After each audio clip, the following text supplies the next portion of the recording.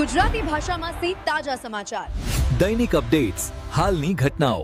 હમણાં જ સબસ્ક્રાઇબ કરો અને નવા સમાચાર પામો.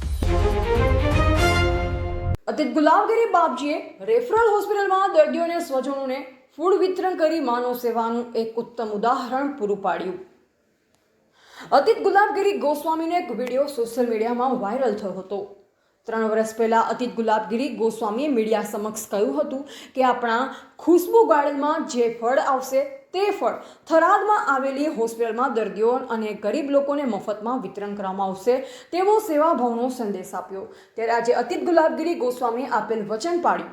માનવ સેવા એ જ પ્રભુ સેવા છે તે ઉક્તિને સાકાર કરતા અતિત ગુલાબગીરી બાપજીએ થરાદ રેફરલ હોસ્પિટલ ખાતે સારવાર લઈ રહેલ દર્દીઓ તેમજ તેમના સ્વજનોને ફૂડ પેકેટનું વિતરણ કરી માનવતાનું એક ઉત્તમ ઉદાહરણ પૂરું પાડ્યું. હોસ્પિટલમાં દૂર દૂરથી સારવાર માટે આવતા દર્દીઓને તેમના પરિવારજનોને ભોજનની સુવિધા મળી રહે તે હેતુથી આ સેવા કાર્યનું આયોજન કરવામાં આવ્યું.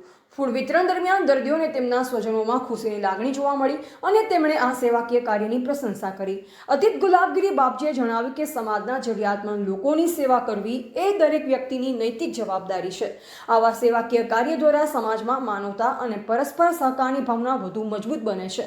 આ પ્રસંગે ઉપસ્થિત આગેવાનોને સેવાભાવી લોકોએ પણ આ સેવાકીય કાર્યમાં સહયોગ આપી માનવ સેવાના પ્રયાસને બિરદાવ્યો છે. એવા રાણાભાઈ પારેગી, વાવ, થરાદ.